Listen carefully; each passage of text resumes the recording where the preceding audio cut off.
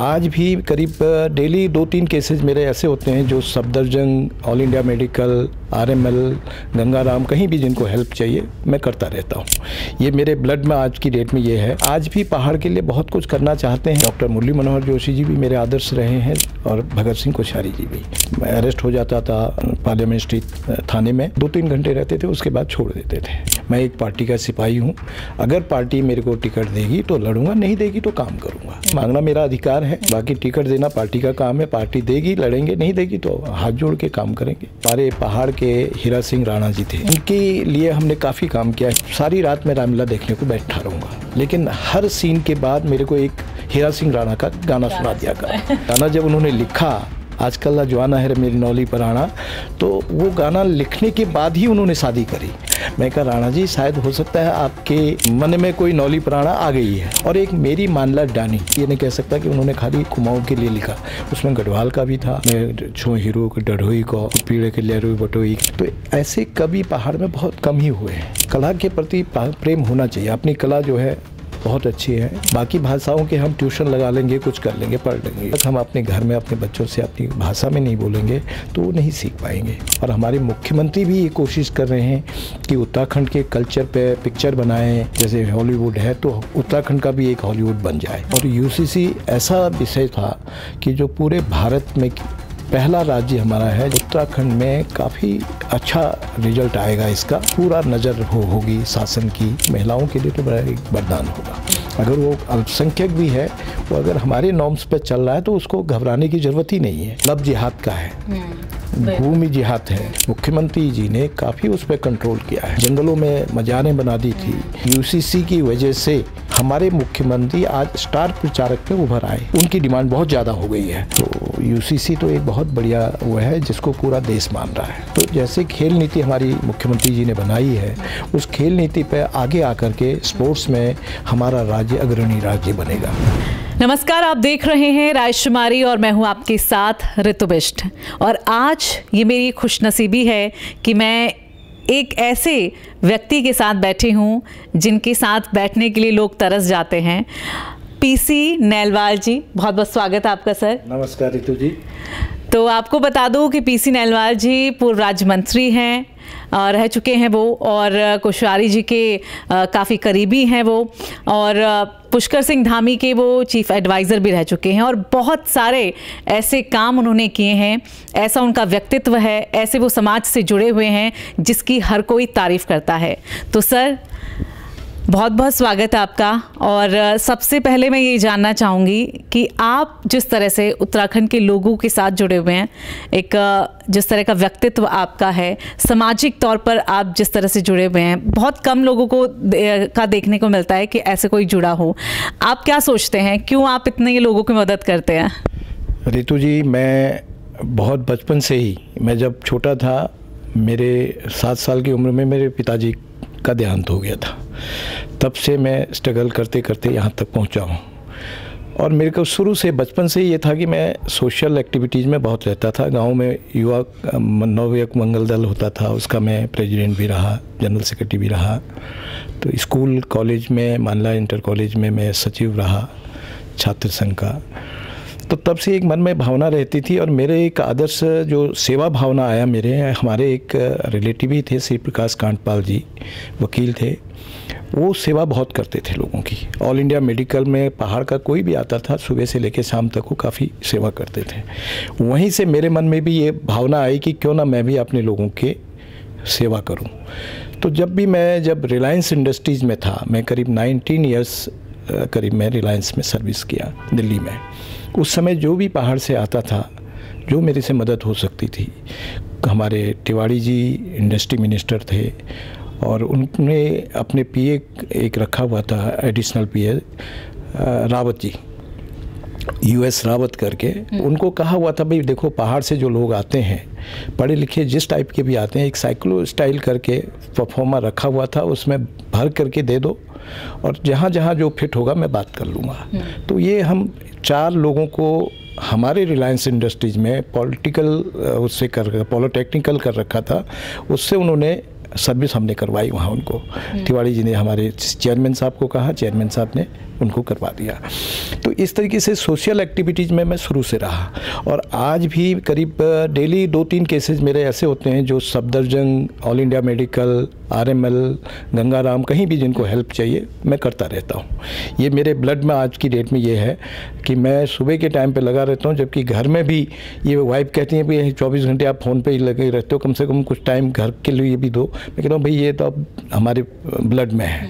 तो ये चीज़ें हैं, आज भी पहाड़ के लिए बहुत कुछ करना चाहते हैं, लेकिन अब वो शक्तियाँ अपने पास हों तो बहुत कुछ कर सकते हैं। लेकिन जितना मेरे पास जब भी पावर रही, जैसे 2008 से 12 तक मैं राज्य मंत्री दर्जे में रहा, तो जितना हो सकता था पहाड़ की भलाई के लिए बहुत कुछ किया। मैंने ऐसे ऐसे केस आते थे पहाड़ों से, बीमारियों के, आप विश्वास नहीं करेंगे कि कई दफ़े तो दुख होता था कि हमारे पास इतना धन नहीं है, लोगों को दवाई के लिए पैसा नहीं होता था। तो हम जब मैं मंत्री था, राज्य मंत्री था, तो मैं खंडूरी जी को कहता था कि आप एक फ़ंड यहाँ ऐसा बना दो जिसमें आरसी और मेरे द्वारा उसको सैंक्शन करके एट ए टाइम उसको मदद हो जाए। लेकिन मुख्यमंत्री राहत कोष से मदद होती है, आज भी होती है, बहुत अच्छा करते हैं मुख्यमंत्री जी, लेकिन ये है कि वो थोड़ा टाइम लॉन्ग प्रोसीजर है, करीब 15 दिन, महीना ऐसा लग सकता है। तब तक आदमी क्या करेगा, गरीब आदमी तो ख़त्म हो जाता है।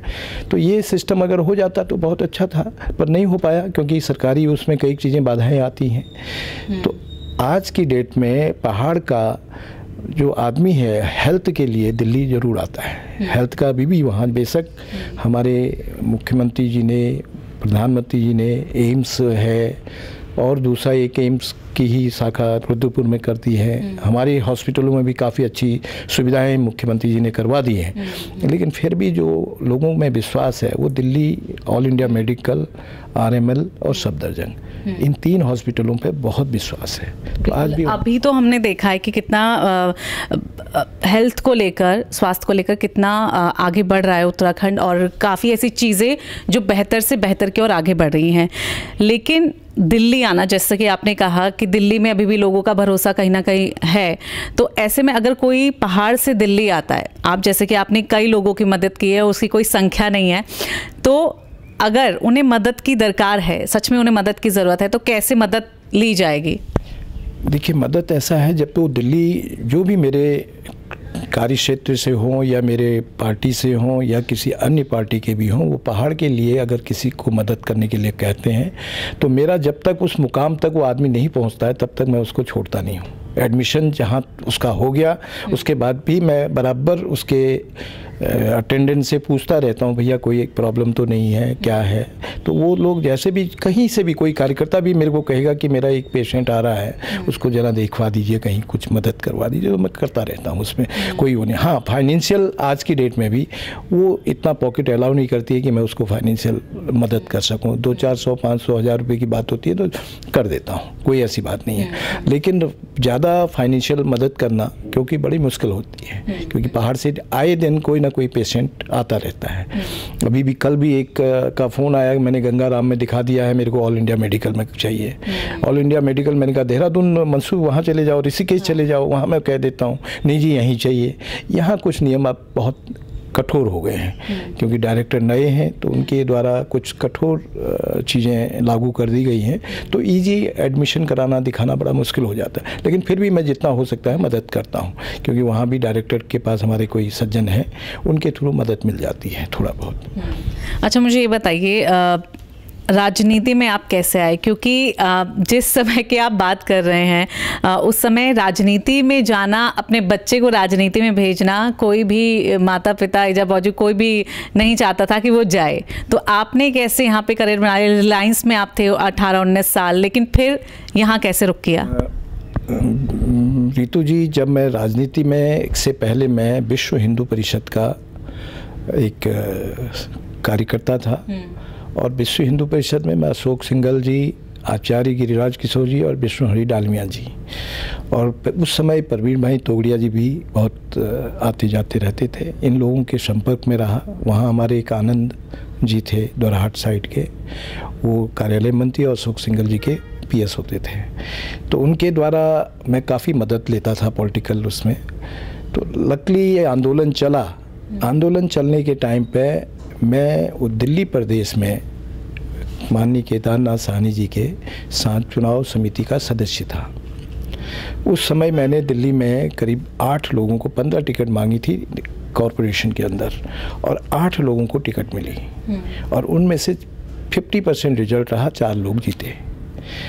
तब भी मेरे को कहा था कि तुम लड़ लो, मैंने मना कर दिया था। किस लिए? क्योंकि अगर मैं चुनाव लड़ लेता, मुझे 1 सीट मुझे मिल जाती, लेकिन बाकी मेरे लोगों को टिकट नहीं मिल पाता। तो मैंने, डॉक्टर मुरली मनोहर जोशी जी भी मेरे आदर्श रहे हैं, और भगत सिंह कोश्यारी जी भी। कोश्यारी जी ने ही मेरे को पहली बार उत्तराखंड प्रवासी प्रकोष्ठ का अध्यक्ष बनाया था दिल्ली में। उत्तराखंड, वो अध्यक्ष थे उत्तराखंड के, यहाँ उन्होंने मेरे को बनाया था।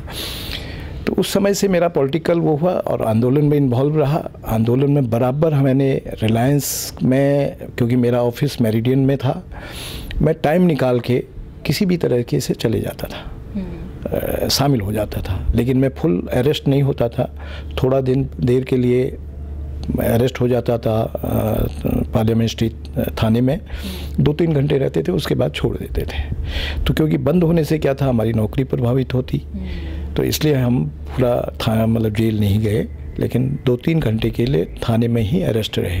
तो इस तरीके से फिर वो चुनाव समिति का सदस्य बना। फिर चुनाव समिति में के बाद चुनाव लड़ने का था, लेकिन हमारे अशोक सिंघल जी वगैरह ने बोला भाई राज्य बनेगा तो राज्य में भी हमारे लोग चाहिए।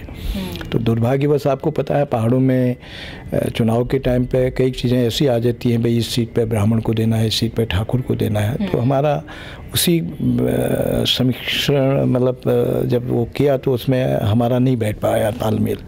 तो 2008 में मेरे को माननीय खंडूरी जी ने, कोश्यारी जी के और डॉक्टर जोशी जी के कहने से मेरे को अपने साथ एक राज्य मंत्री दर्जा दिया 2012 तक। फिर उसके बाद सरकार चली गई तो हम भी खाली हुए।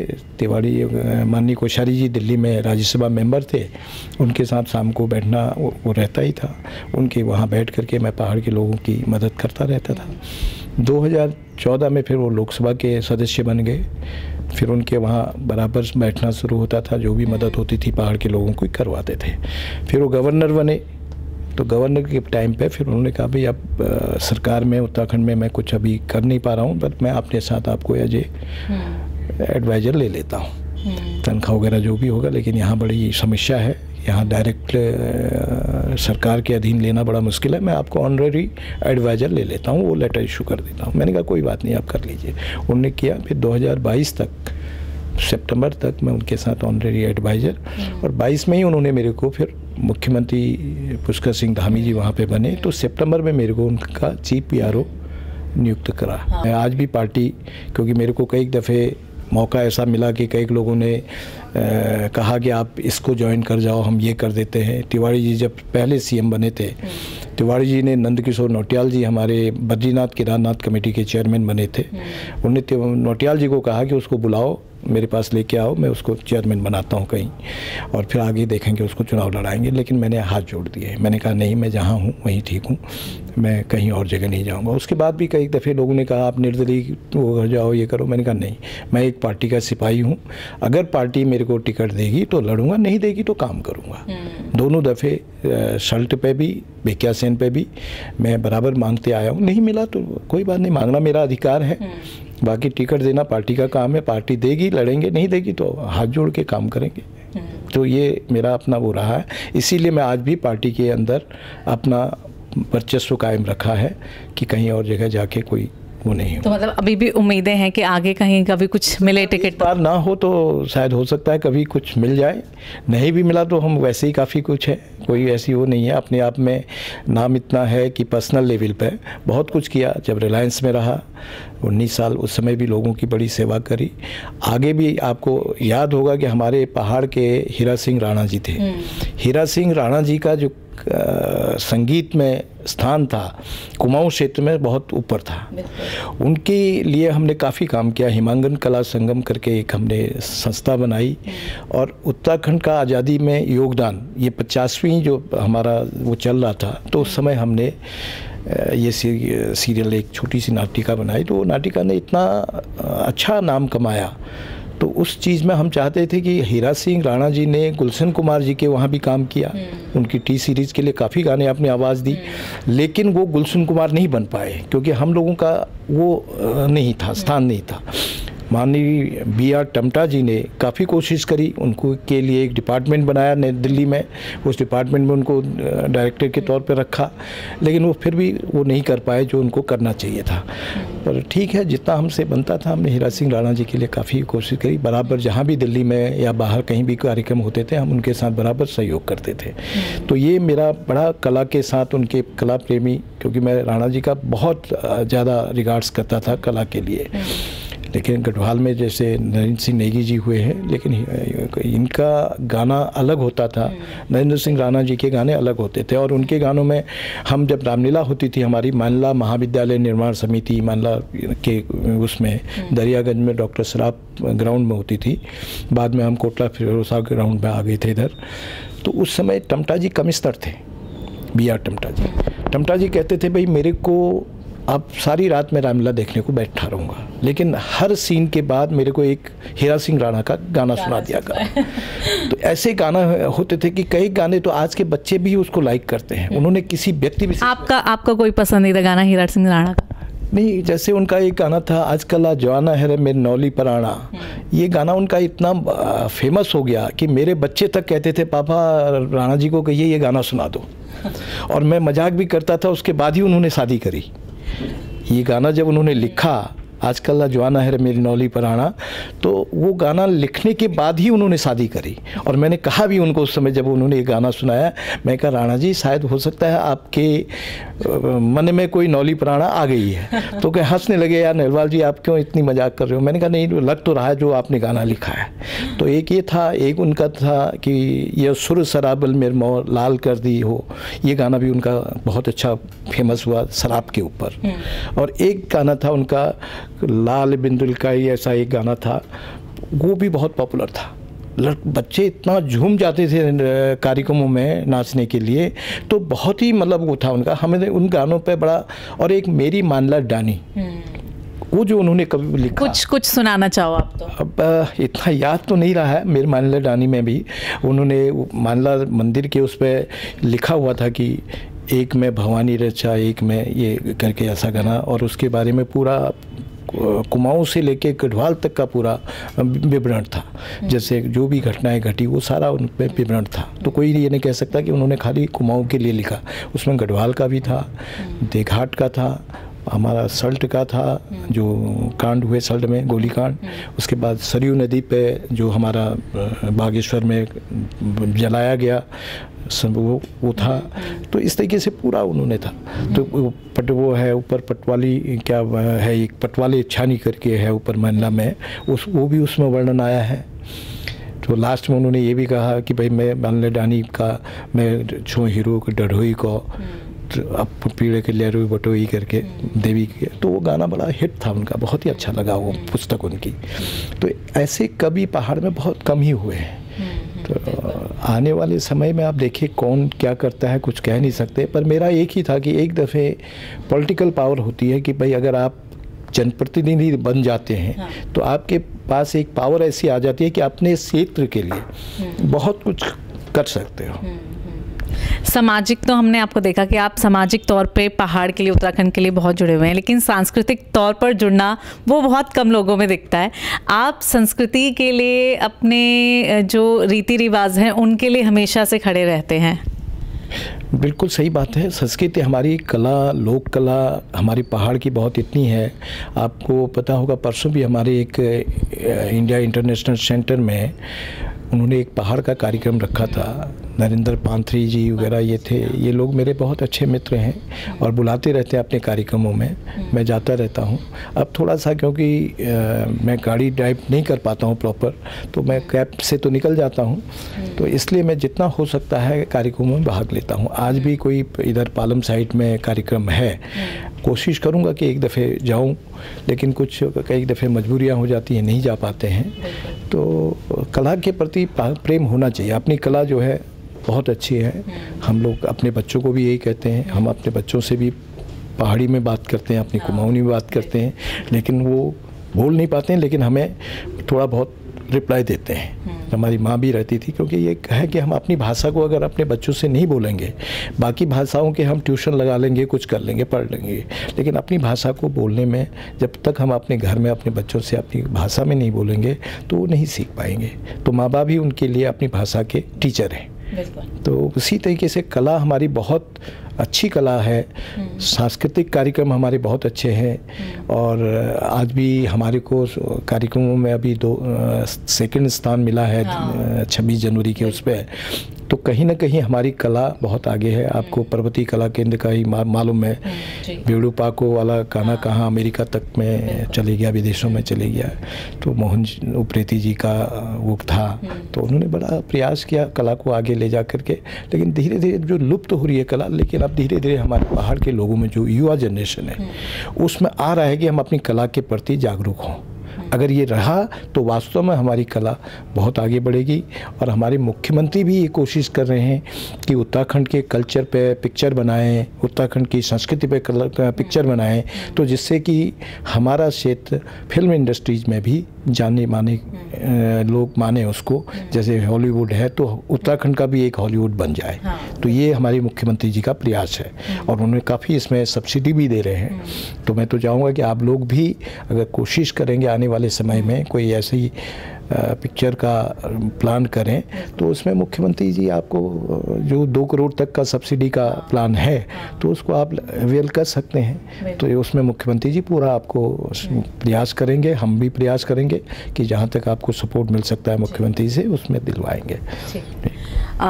कई लोगों के पास लोग मदद के लिए पहुंचते हैं, और लेकिन आप ऐसे हैं, आप लोगों के पास पहुंच जाते हैं कि कोई मदद की ज़रूरत तो नहीं है। खासकर कलाकारों के लिए हमने देखा है कि आप कितना बड़ा दिल रखते हैं। कलाकार जो हैं वो आपसे बहुत खुश हैं। आप जो हमारे पहाड़ के कलाकार हैं जिनको कभी कुछ ऐसा मुकाम नहीं मिल पाता, जो प्रवासी उत्तराखंडी हैं, चाहे दिल्ली या किसी और राज्य में क्यों ना रह रहे हों, उनकी मदद के लिए, उनके लिए क्या कुछ प्लान आगे रहता है? अब देखिए रितु जी, क्या है, इस समय मेरे पास सब संसाधन तो ऐसे हैं नहीं। पहले जब मैं रिलायंस में था, 19 साल सर्विस करी, रिलायंस में रहते हुए मैं लोगों को प्रोत्साहन ये करता था कि आप अपनी मैगजीन निकालिए, अपनी उस पर है, उसमें कुछ मैं एडवर्टाइजमेंट वगैरह इधर उधर से आपको 5-7 एडवर्टाइजमेंट दिलवा दिया करूँगा।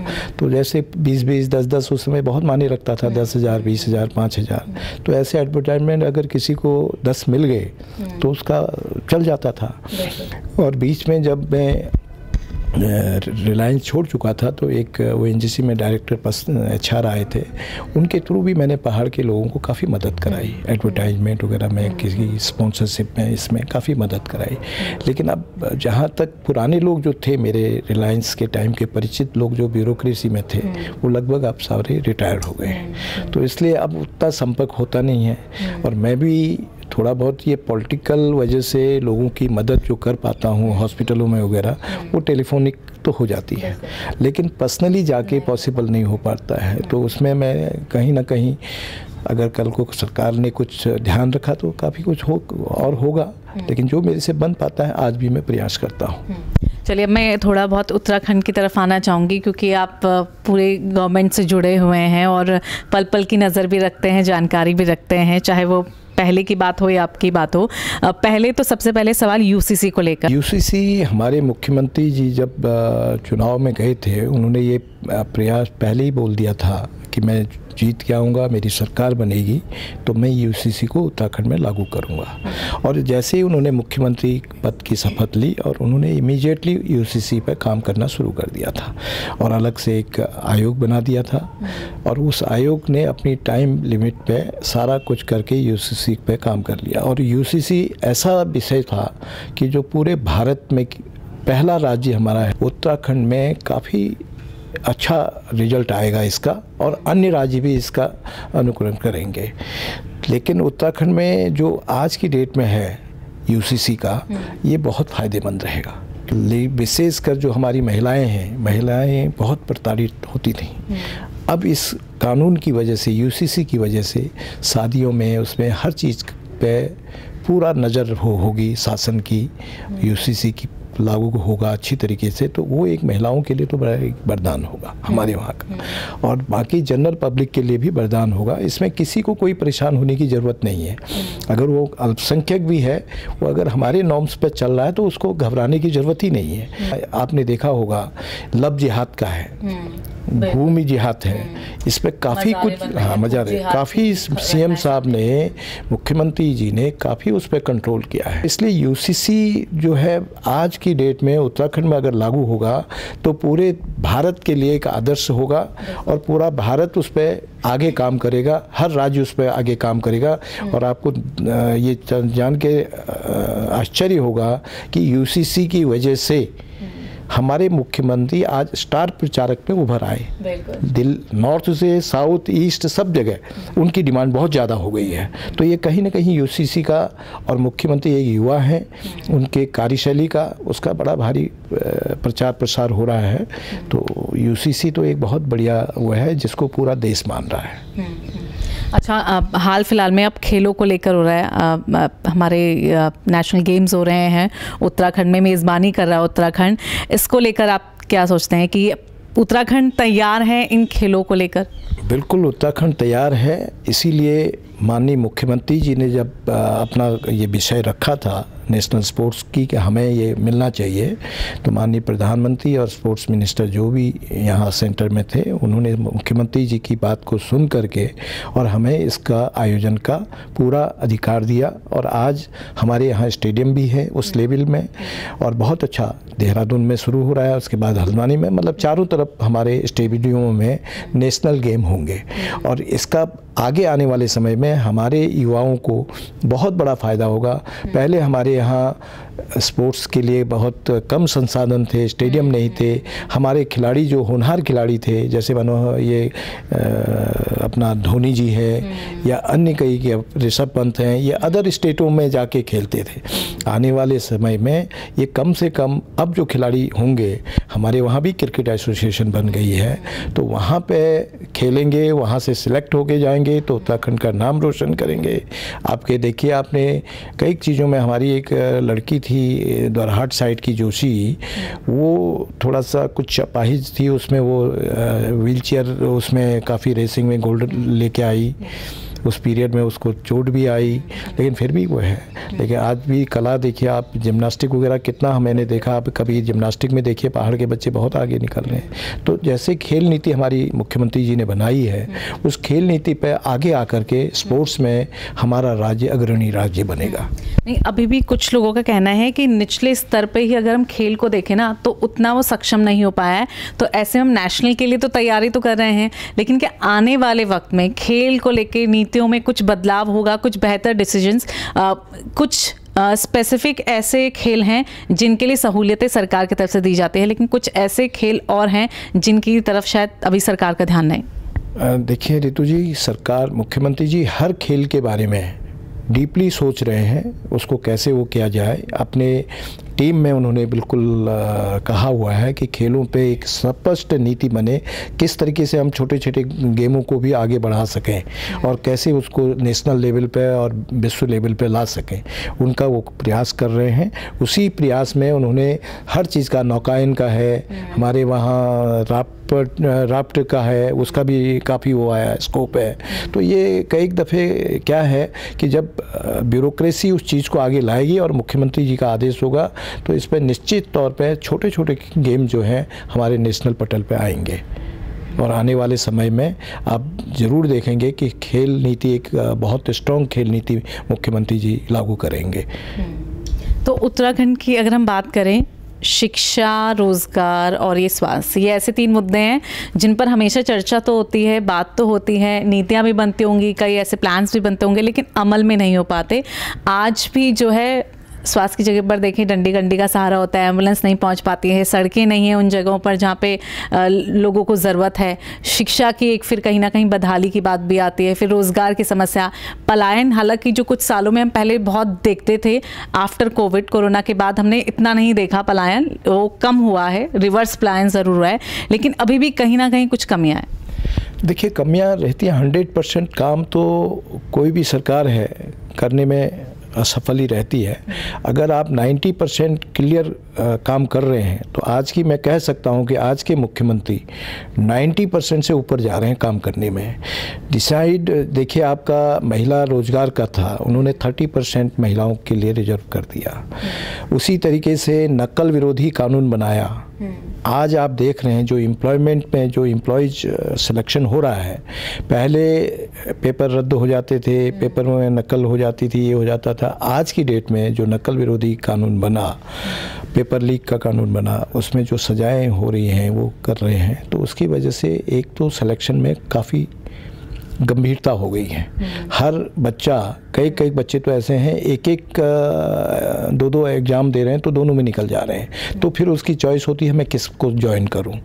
ये आप बहुत अच्छा हो रहा है उत्तराखंड में, एम्प्लॉयज़ का बहुत ही अच्छा हो रहा है। शिक्षा का है कि दूर दराज में आज की डेट में भी मुख्यमंत्री जी ने प्रयास किया है कि भाई जो एक दफ़े जहां नौकरी में ज्वाइन कर लेता है टीचिंग में, तो उसको कम से कम 10-12 साल तो उस एरिया में काम करना ही पड़ेगा, दूरस्थ एरिया में, और बाद में उसका ट्रांसफ़र उसी पॉलिसी के आधार पर फिर नीचे को लाएंगे सुलभ एरिया में।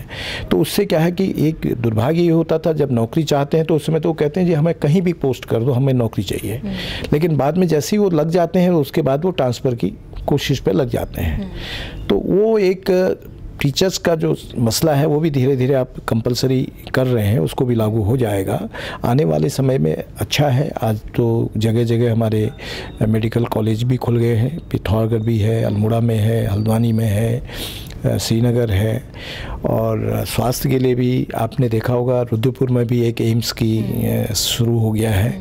और बेशक अब एम्स हमारा ऋषिकेश में है, ऋषिकेश एम्स में लोग जा रहे हैं। मैं भी आज ज़्यादातर पहाड़ के केसेस को वहीं भेजता हूँ, क्योंकि वहाँ पे मेरे एक मित्र हैं, और पहाड़ में ज़्यादातर आज की डेट में कैंसर बहुत फैल रहा है।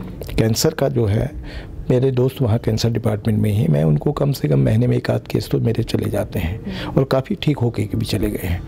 तो उस लिहाज से देखा जाए कि हॉस्पिटल की कमियां भी धीरे धीरे दूर होंगी, और हॉस्पिटलों में भी अच्छी सुविधाएं जा रही हैं। डॉक्टर जो दवाइयों का है, वो दवाइयों का भी मुख्यमंत्री जी ने, जो हमारा निरीक्षण ऑफिसर होते हैं, उनको हिदायत दी है कि आप बराबर जाके निरीक्षण करिए वहाँ क्षेत्रों में कि दवाइयाँ प्रॉपर जा रही हैं नहीं जा रही हैं, हॉस्पिटलों में बराबर सप्लाई जा रही है नहीं जा रही है, गलत दवाइयाँ तो नहीं जा रही हैं।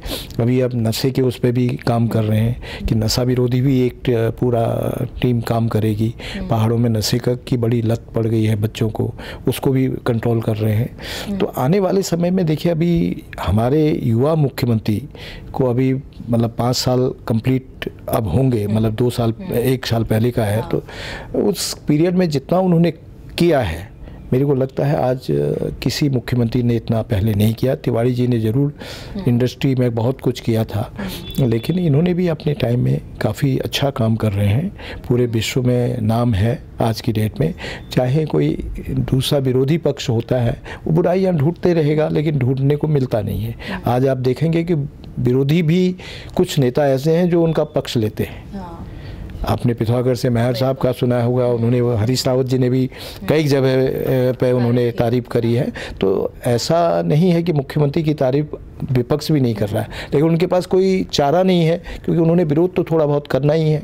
तो विरोध करने की जगह पे विरोध करेंगे, लेकिन उनको लगता है कि विरोध करने के लिए कुछ है नहीं मुख्यमंत्री का। तो इसलिए आने वाले समय में मुझे तो लगता है कि उन्होंने एक ये तोड़ा था कि भाई उत्तराखंड में एक बार कांग्रेस एक बार बीजेपी, वो मथ्यु को तोड़ दिया। हाँ, तो उससे उनका एक दोबारा आना वो अपने आप में वो है। अभी जो चुनाव होंगे 2027 में, तो फिर तीसरी बार भी वो आएंगे, हमें पूर्ण विश्वास है। अभी आपने नगर निगम के चुनाव में भी देखा है, पूरे मेयर लगभग हमारे जीत गए हैं, सारे मेयर हमारे लगभग जीत गए हैं। हो सकता है एक रिजल्ट नहीं आया था, उस पर क्या होगा, अदरवाइज मेयर हमारे सारे जीते हैं, और बहुत बहुमत से जीते हैं, अच्छे बहुमत से। नगर निकाय में हो सकता है कहीं पे कुछ प्रॉब्लम आई हो, लेकिन बड़ा अच्छा रिजल्ट है और उनकी मेहनत है। आप ये सोचिए, एक नगर निकाय के चुनाव में भी मुख्यमंत्री ने 54 जनसभाएं, पदयात्राएं करके, मतलब उसको एक विधानसभा के चुनाव के साथ नहीं, उसको भी एक विधानसभा की तरह ही चुनाव मान करके उन्होंने पूरा प्रयास किया अकेले दम पे। चाहे कोई जाए ना जाए, लेकिन उन्हें हर क्षेत्र में जा कर के, हर निकाय में जा कर के चुनाव प्रचार किया, रैलियां निकाली और क्या नाम लेते हैं, जनसभाएं करी, रोड शो किए। और उन रोड शो की वजह से पूरा ऐसा मतलब समा बांध दिया था कि पूरा भाजपामयी हो गया था उत्तराखंड। तो अब बाकी अब देखिए, बाकी तो अब चुनाव ही होता है। प्रधानमंत्री मोदी हमेशा से ही उत्तराखंड की तारीफ करते हैं, उत्तराखंड के लिए समर्पित रहते हैं, और अगर एक नए युग की बात होती है तो कहते हैं कि उत्तराखंड से शुरू होता है। तो लगता है कि जो डबल इंजन की सरकार है वो उत्तराखंड के लिए तो बहुत ही सही है। बिल्कुल सही है। माननीय प्रधानमंत्री जी ने मुख्यमंत्री जी को बराबर कहा है कि भाई तुम जो कर रहे हो मैं तुम्हारे साथ हूँ। जब प्रधानमंत्री केदारनाथ में इतनी आपदा आई तो उस समय भी मुख्यमंत्री जी को पूरा सपोर्ट था। पीछे हमारा एक सुरंग वाला था सिलकारा में भी प्रधानमंत्री बराबर वॉच कर रहे थे और मुख्यमंत्री बराबर वहाँ के टच में थे। वो एक समय कहीं पर प्रचार में जा रहे हैं तो दूसरी रात को वहीं जा रहे हैं। तो उन्होंने जोशीमठ की आपदा में देखा है। तो कोई ऐसी आपदा नहीं है जिसमें प्रधानमंत्री का मुख्यमंत्री जी को सपोर्ट नहीं मिला हो। और आज भी उत्तराखंड को जो वो चाहते हैं मुख्यमंत्री, उस तरीके से सपोर्ट प्रधानमंत्री जी बराबर उनको देते हैं। तो इसलिए जहाँ तक डबल इंजन की सरकार है पूरा काम कर रही है और आने वाले समय में उत्तराखंड एक बहुत अच्छा राज्य बनेगा। आपने अभी देखा उत्तराखंड भवन जो नया बना है, उत्तराखंड निवास, उसकी छवि कितनी बढ़िया आई है 5 स्टार कैटेगरी में, और बहुत अच्छा बढ़िया बनाया है और बहुत अच्छा रूप उसका। पत्रकार लोग भी कह रहे कि पहला एक हाउस ऐसा है जो हमने आज तक ऐसा देखा नहीं किसी को। तो एक प्रयास तो है, युवा सोच और युवा विचार जो है वो उनके बहुत आगे उनको बढ़ा रहा है। चलिए ठीक है। तो पीसी नैलवाल जी हमारे साथ यहाँ पर जुड़े हुए थे और बहुत अच्छी बातें यहाँ पर हुई है। और जैसा कि मैंने कहा कि सामाजिक तौर पर नहीं बल्कि सांस्कृतिक तौर पर भी उत्तराखंड से, अपने पहाड़ से वो जुड़े हुए हैं और हमेशा से ही लोगों की मदद के लिए तत्पर दिखते हैं। तो बहुत बहुत धन्यवाद सर आपका हमारे साथ जुड़ने के लिए, अपना समय देने के लिए। नमस्कार रितु जी, बहुत बहुत धन्यवाद आपका भी, जो आपने मेरा संज्ञान मेरे को अपने साथ जोड़ा, इसके लिए आपका बहुत बहुत आभार, धन्यवाद। चलिए, उम्मीद है कि आपको ये हमारा जो इंटरव्यू है वो पसंद आया होगा तो लाइक करिएगा, कमेंट करिएगा और बताइएगा पीसी नैलवाल जी से अगर आपकी कभी मुलाकात हुई है, उनके साथ आपका कुछ अनुभव रहा है तो उसे भी आप ज़रूर शेयर कीजिएगा। तो फिलहाल इतना ही, नमस्कार।